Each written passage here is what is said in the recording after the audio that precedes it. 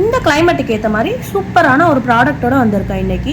கோல்டாக இருக்குது, காஃபாக இருக்குது, இருமல், மார்ச்சலியாக இருக்குன்றீங்களா, அப்போ இந்த ப்ராடக்டை ட்ரை பண்ணி பாருங்கள். சுக்குமல்லி காஃபி.